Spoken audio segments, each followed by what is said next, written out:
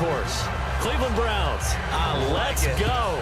Hey, from worst to first.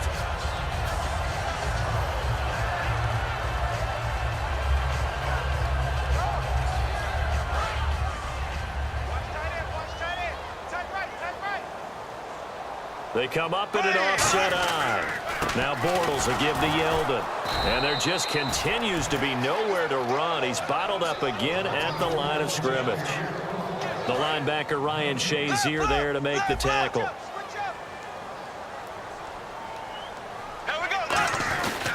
Again, it's Yeldon. And nowhere for him to go again. He'll get back to the line of scrimmage. That's it. They'll lose a yard, and it brings up third. They're going to hurry back to the line now. On third down, Yeldon.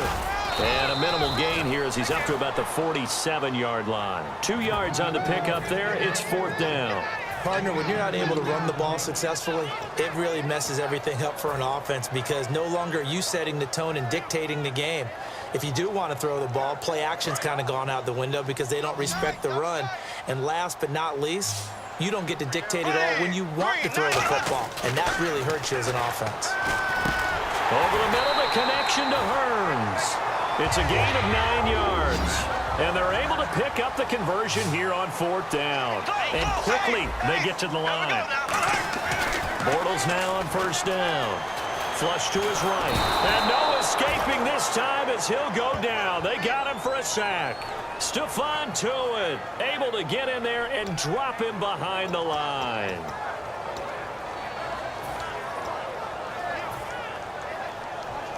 Second down now after the sack. Back now in Jacksonville. It's been a very hotly contested game to this point. Just a field goal separating these two teams as we get set for the fourth quarter. So the sack on first down there by the defense. And now it's second down. On second down, here's Bortles. He goes underneath for Yeldon. And he'll go down shy of the 40 at the 41. 4 yards on the pickup, and that'll make it third down. And the offense moving quickly to the line. Throwing his Bortles on third down. And he is going to be hit and taken down. Bortles sacked. One score down. Here we go. They're going to go for it here on fourth down. Now Bortles got to have this one. He's going to rifle one deep left side. And his pass is intercepted for the fourth time today. A great read, and it's picked off. And he brings it back to right around the 26-yard line. The Steelers offense now, they get ready to head back on the field. And last time they got 3 points, but it was a chip shot field goal. And when you go to the sideline after a chip shot field goal, maybe the offense not too happy. It's a balancing act, isn't it? Because you're exactly right. They're none too pleased that they didn't punch it in for 6 points. But they also have to remember they did put points on the board. 3 points is 3 points. And in this league, you take points when you can get them. Not easily done. And while we're seeing more and more of these plays come from the college game into the NFL, and that one, it was run with great success, how about the evolution of the offensive linemen? We're seeing less and less big guys who can't move and more guys who are a lot more mobile and can get out in front of that type of a play. Nothing on that one. It'll be second down. They'll come up now in the Wildcat package. Let's go.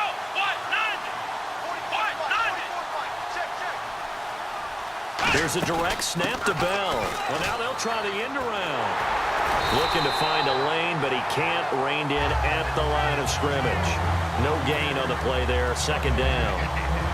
And in this situation with a lead fourth quarter, they're liking keeping the ball on the ground, I'm sure. That's just smart football, but you know the defense has to know it as well. They've got to stop them here. So now we're going to see that loading the box in a big way. 6, 7, 8, 9, whatever it's going to take, puts a little bit more pressure. And look at this. They get the turnover they needed. It's intercepted. A great read, and it's picked off. And out now comes Jacksonville as they get ready to go. Looked like they had something going last drive. Then the interception happened. Will they recover? The memory they need to keep with them is that they did have something going. They were moving the ball on offense, had a nice sequence going. Don't worry about the other part. You can't get that back. Let's go back to what you were doing well before. I thought you were going to say they need to have no memory, but remember the good part, forget the bad. I like that even better. They'll start out on the ground. It's T.J. Yeldon. And some room to work. T.J. Yeldon, 20, 10, and oh so close as he takes it all the way to the 2-yard line. He had been held in check. Now he breaks that big run, shows the explosiveness we all knew was there. All right, tell the truth now. You knew it was just a matter of time, didn't you? We've seen this so many times from him. Hold him down, and then breaks out. And now they're in the hurry-up. First and goal here from the 2. They'll try to punch it in with Yeldon. And he'll take this into the end zone. Touchdown, Jacksonville. T.J. Yeldon taking it in from 2 yards out. And the Jaguars have moved out in front here in the 4th quarter. And after the touchdown, here's Myers to boot it away. That'll be taken in the end zone. And he'll probably wish he reconsidered here. It'll cost him 10 yards now with a new rule as he's down at the 15-yard line. And the Steelers set to take the field.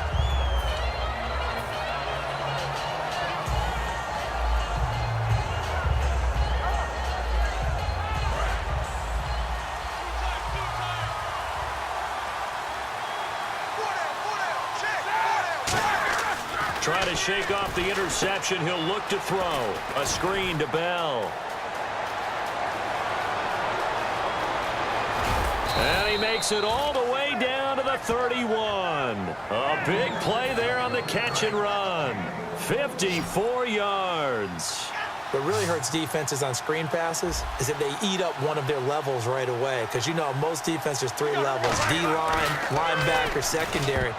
But on a screen pass, you're inviting the defensive line to get past them, and then you throw the ball over their heads, and now there's just 2 levels left to try and stop big guys out in front of a guy running with the football. And leading here late, so a chance for the defense to really close out this game if they can halt the offense.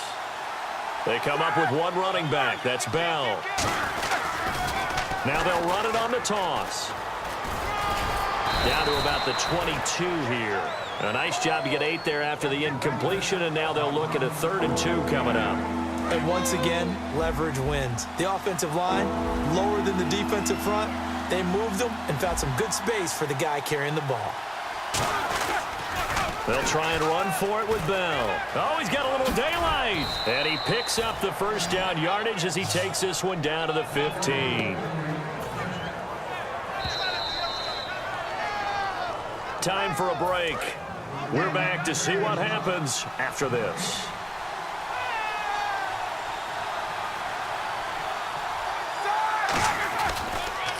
Now a carry for the veteran. This is D'Angelo Williams. And they get to him quickly here as he stopped right around the 13. 2 yards on the carry there. It'll be 2nd down. That's a good play by the guys on the defensive side of the ball. Held them to a gain of 2. And that changes the playbook a little bit now for the guy calling plays. 2nd and 8. Now he's got to probably think about going to the air instead of maybe staying with the ground game. On 2nd down, it's Bell. Oh, the hurt, and he's going to take it in for a Steeler touchdown. Le'Veon Bell, a 12-yard touchdown run. And the Steelers have taken the lead here in the 4th quarter. And touchdown, and congratulations, and 0 relaxation ahead of them, right? Way too much time on the clock for them to start celebrating. Yeah, part 1 is done, but now on the sideline, you can already see them scrambling down there. They're getting those defensive guys ready. Yes, you have to get those guys ready, and you also have to talk to your special teams guys. Make sure the kickoff is exactly what you want and cover it well.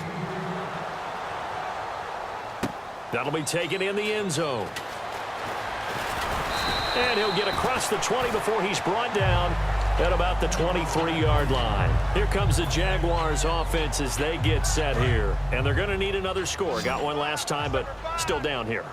When you're playing catch-up, every possession becomes crucial, doesn't it? It's vital. Get back out on the field, punch it in the end zone again. They know it's not easy, but what they do have going for them, they did score the last time. They think they've got a good formula working. And what about the defense? Well, now you're just saying to yourself, okay, give up. And, a crusher there as it's intercepted. A great read, and it's picked off. And his guys are going to get the football at the 37-yard line. And Pittsburgh getting set to take the field. And a strange one here, a little befuddled. They're sending out the field goal unit now. This from 54 yards away. And this is good. He got just enough to clear the crossbar as he drops it in from long distance. And that will double their lead as it's up to 6. So they get the 3 here, but you wonder whether that's going to be enough. Yeah, I mean, you've now made it so they need a touchdown rather than a field goal to catch them. But you're right. If they'd gotten 6 out of that drive, this would be a much different game. This is fielded a couple yards deep.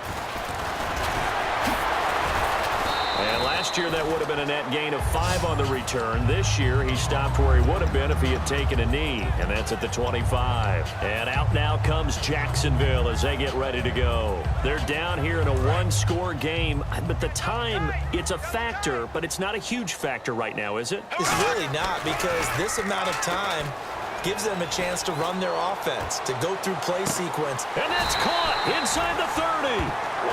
Now hold everything here. We're going to get a timeout by the offense. It's just their first. They've got 2 more to use here in the final stages.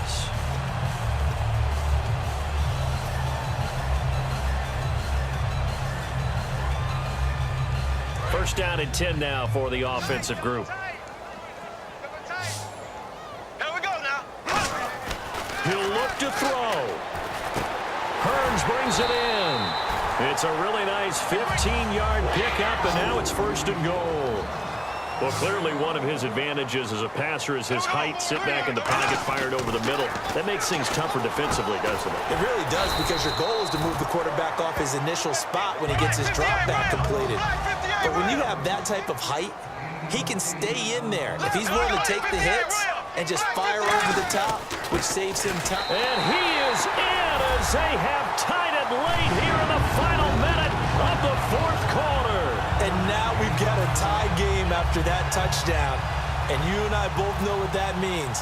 Extra point in this situation, this little time left, takes on some extra emphasis, doesn't it? It does indeed. Now inside the final minute, can they get it and hold on?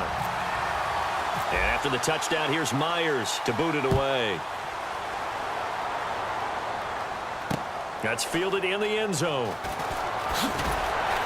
And not a particularly good return here as they'll be forced to start at the 12-yard line. Now the Steelers' offense gets ready to get back onto the field. They only need a field goal. Obviously, the clock a huge factor. They'll be watching that. What do they need to do here, Charles?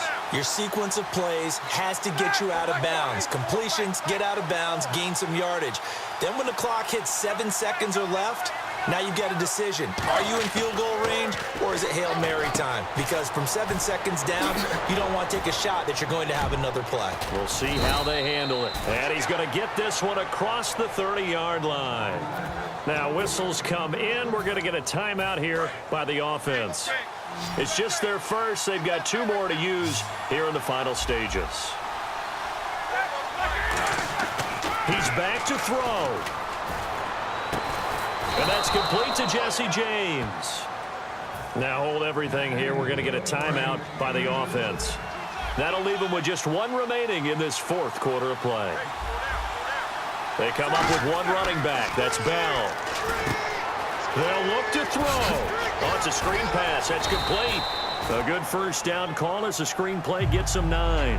Now whistles come in. We're going to get a timeout here by the offense. It'll be their 3rd and final timeout, so as they talk things over, we'll step aside. And now the Jags going to signal for another timeout. And as the 2 teams talk it over on their respective sidelines, we take a break. So on now for the field goal try, Chris Boswell. This from 51 yards for the win. And he's not able to come through. This is no good. And that is how this game comes to a close.